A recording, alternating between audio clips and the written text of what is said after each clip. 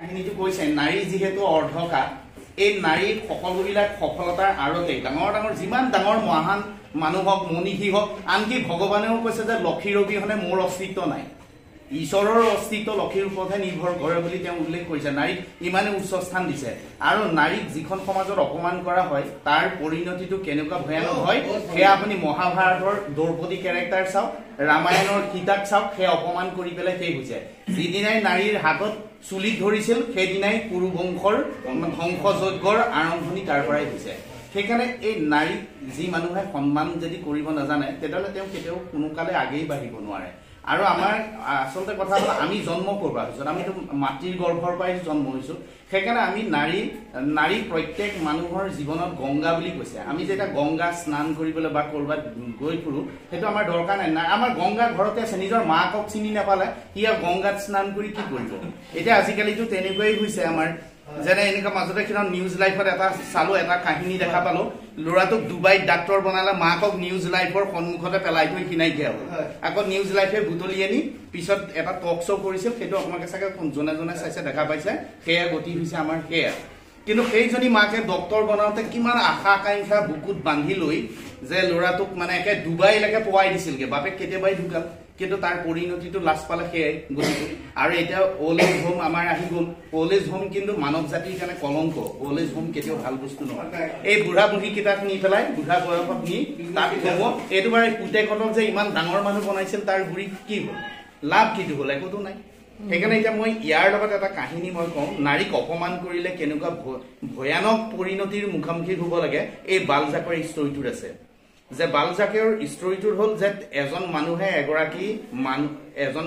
এগৰাকী মানুহ বিয়া কৰাই আনিলে মানুহজনী অতি সুন্দৰ স্ত্ৰী অতি ভদ্ৰ অতি মানে অমায়িক নম্ৰ এগৰাকী মানুহক আনিলে আনি তেওঁৰ 5টা ল'ৰা সন্তানৰ জন্ম হ'ল 5টা ল'ৰা তাৰপিছত মানুহজনে কি কৰে সদায় মদ খাই খাই আহি ঘৰখনত মানুহজনী এনেকুৱা অত্যাচাৰ কৰে যে অত্যাচাৰ কৰোঁতে কৰোঁতে মানুহজনীৰ সহ্যৰ সীমা হেৰাই গ'ল এদিন এই মানুহজনী বিচনাত পৰিলে আৰু এওঁৰ অত্যাচাৰতে মানুহজনী বিচনাত পৰি মানে মানুহজনী এতিয়া মৃত্যুৰ খনগনি আছে তাৰপিছত সেই মানুহজনীৰ মনলৈ এটা ধাৰণা আহি গ'ল যে ইটো মোক গোটেই জীৱনভৰ মানে অত্যাচাৰ উৎপীড়ন আৰু নিপীড়ন চলাই মোৰ গোটেই জীৱনটো নৰক সদৃশ দুৰ্বিষহ কৰি দিলে ইয়াকো মই অন্তত মইতো মৰিমেই আৰু ইয়াকো মই এটা এনেকুৱা পানিছমেণ্ট দি যাম যিটো পানিছমেণ্টে সি জীয়াই থকালৈকে সি মৰি মৰি জীয়াই থাকিব লাগিব তেতিয়া পানিছমেণ্টটো কি তেওঁ মনতে ভাবি পেলাই সেই মানুহটোক এদিন গিৰিয়েকক মাতি আনি ক'লে যে মোৰতো অৱস্থা বেয়াই মইতো যামগৈ এতিয়া মোৰ তোমাক এটা কথা ক'বলৈ থাকি গ'ল তেতিয়া গিৰিয়েকে অলপ ধমকি মাৰি কৈছে তই জীৱনত আৰু এনেকুৱা কি কথা থাকি গ'ল এতিয়া মৰিবৰ সময়তহে তই ক'বলৈ সময় পাইছ কৈছে নহয় মই এই কথাটো নক'লে যে মোৰ গোটেই জীৱন পাপত যাব সেইকাৰণে এই কথাটো মই তোমালোকৰ আগত তোমাক অন্তত মই কৈ যাব লাগিব বোলে ক এনেকুৱানো কি কথা তই গোপনকে ৰাখিছ ইমান দিনে এতিয়া মৰিবৰ সময় তই ক তেতিয়া ক'লে যে আমাৰ ল'ৰা কেইটা কৈছে সেইটো তই সুধিবলগীয়া কথা নেকি আমাৰ ল'ৰা কেইটা 5টা নহয় জানো বোলে ল'ৰা 5টা তেতিয়া 5টা ল'ৰা 5টাৰ ভিতৰত আমাৰ 2টা ল'ৰা আপোনাৰ কিন্তু 2টা ল'ৰা আপোনাৰ নহয় এই বুলি কোৱাৰ লগে লগে মানুহটোতো আৰু মূৰৰ সৰক ভাগি মানে মূৰত পৰি গ'ল 2টা ল'ৰা নহয় এইটোতো আহি গ'ল ডাঙৰ সমস্যা মই এই 5টা ল'ৰাটো মৰেই বুলি ভাবি আছো এই মানুহজনীৰ কাৰ লগত কেনেধৰণৰ বেবিচাৰৰ ফল এই বাকী 2টা ল'ৰা এটা মানুহটোৰ মূৰত অহাৰ লগে লগে গোটেই মানুহটো সেইচতে শেষ হৈ গৈছে ব্যস্ত হৈ গ'ল আৰু এটা মানুহজনীক সি এটা মাৰিব পৰা অৱস্থাত নাই মানুহজনীৰ অৱস্থা বেয়া মানুহজনে যাম তাৰপিছত ক'লে এতিয়া মানুহজনী এই বুলি কৈ আৰু মানুহজনী মৰি থাকিল যে 2টা ল'ৰা তোমাৰ নহয় এই 2টা ল'ৰাৰ মানে তেওঁৰ হেৰি বেলেগ মানে তেওঁৰ দেউতাক পিতৃ বেলেগ তেতিয়া দিন ৰাত তাৰ এই চিন্তা আহি গ'ল সি আহি এতিয়া 1 নম্বৰ ল'ৰাটোক সন্দেহৰ দৃষ্টিৰে চাবলৈ আৰম্ভ কৰিলে যে ই মোৰ নহয় নেকি 2 নম্বৰ ল'ৰাটোক সন্দেহৰ দৃষ্টি আহি গ'ল যে এইটো মোৰ ল'ৰা নহয় নেকি 3 নম্বৰ সি এটা পাছো তাকে মানে এৰা ধৰাকে খালি সন্দেহ কৰোঁতে যিটো আমাৰ শেক্সপিয়াৰৰ যিখন হেমলেটীয় ট্ৰেজেডি এটা আছে এই ট্ৰেজেডিটো to be not to be হ'বও পাৰে নহ'বও পাৰে হেমলেটৰ মেইন ট্ৰেজেডি এইটোৱে কিন্তু দেই হ'বও পাৰে নহ'বও পাৰে আমি এইটোতহে আছো আমি জীয়াই আছো এইটো বস্তুতে যে হ'বও পাৰে নহ'বও পাৰে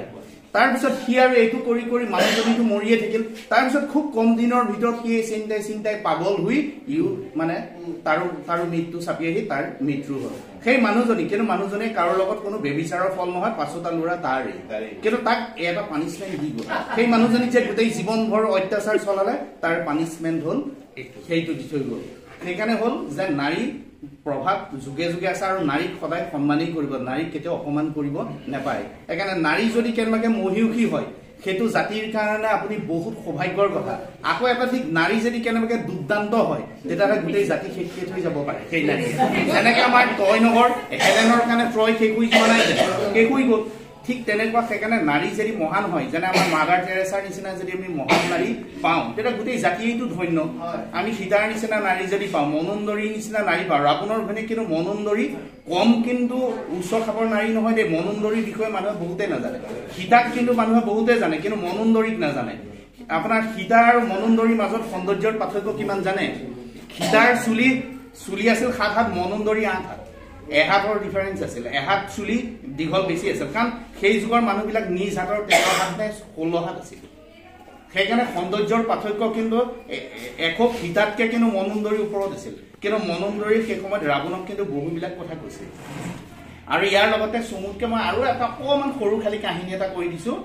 এদিন মানে আমাৰ মহাপুৰুষ শংকৰদেৱৰ গুৰুচৰিত যদি পঢ়ে তাত পাব এই শংকৰদেৱৰ দিনৰ ভকতবিলাকক সদায় মানুহ হ'বলৈ আশীৰ্বাদ দিয়ে তেতিয়া ভকতখিনিৰ মাজত এটা সন্দেহ হৈ গ'ল আমি ইমান দিন মানুহ হোৱা নাই নেকি ইয়ালৈ আহিছো গুৰুজনৰ লগত নাম প্ৰসংগ একেলগে কৰিছো আকৌ তেখেতে আমাক মানুহ হ'বলৈ আশীৰ্বাদ দিয়ে এইটো কি কথা আমি মানুহ নহয় নেকি কাৰণ মানুহ নহ'লেতো ঈশ্বৰ চৰ্চা নহয় কাৰণ মনুষ্য হৈবাৰ কৃষ্ণকে শৰণ তাৰমানে মানুহ হ'লেহে ঈশ্বৰ সেৱা কৰিব তাৰ বাদেতো কোনেও সেৱা কৰিব নোৱাৰে তেতিয়া এজনৰ মানে সেই মনত খুদ হয় মাধৱদেৱক ক'লে ডাইৰেক্টটো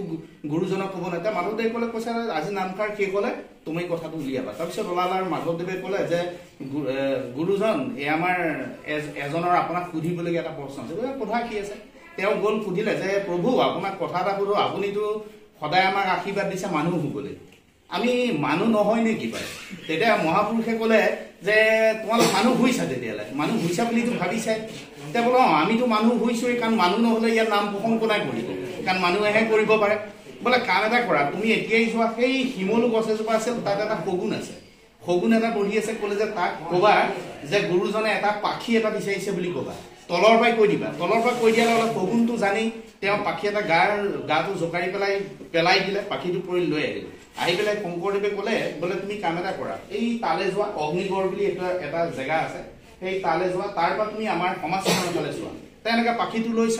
চাই দেখা পাইছে দেখোন এফাল বাঘ আৰু এফাল মানুহ তেওঁ আচৰিত হৈ গ'ল কি কথা এইফাল মানুহ প্ৰত্যেকজন মানুহে আগফালটো বাঘ পিছৰ ফালটো মানুহ তাৰপিছত সি তাতেই ভয় খাইছে গুৰুজনটো গমেই পাইছে তেওঁ ক'লে কি দেখিলা বোলে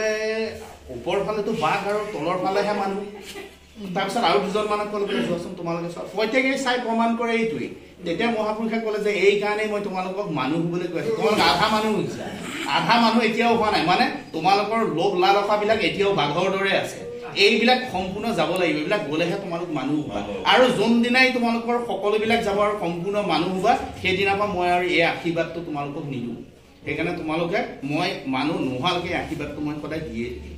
সেইকাৰণে হ'ল এইবিলাক হ'ল গল্পও হয় কাহিনীও হয় ইয়াৰ পৰা আমি মানৱ জীৱনৰ বহুত ধৰণৰ আপুনি মহত্ব বহুত ধৰণৰ গৌৰৱ আমি আৰ্জন কৰিব পাৰোঁ ইয়াৰে আমাৰ মনুষ্যত্বৰ 1 নম্বৰৰ মানে কথাটো হ'ল এইবিলাকৰ পৰাহে আমি মানুহ হ'ব পাৰিম সেইকাৰণে আমি ইয়াৰ মাজতে যিহেতু এখন প্লেটফৰ্মত আমি পাইছোঁ এনেকৈ আমি ছাৰ বাইদেউসকলক আমি হয়তো এনেকৈতো আজিৰ পৰা লগ নাপাওঁ সেইকাৰণে যাৰ যি মনত যেনে ধৰণৰ আছে বাইদেৱে যিহেতু আমাৰ কাহিনীটো উলিয়ালে সেইকাৰণে সেই কাহিনীটোৰ আধাৰ কৰি মই আপোনালোকক এই কাহিনীটো আপোনালোকৰ আগত উপস্থাপন কৰিলোঁ সকলোলৈকে ধন্যবাদ আৰু এইফালে খোৱাও হৈ আছে থেংক ইউ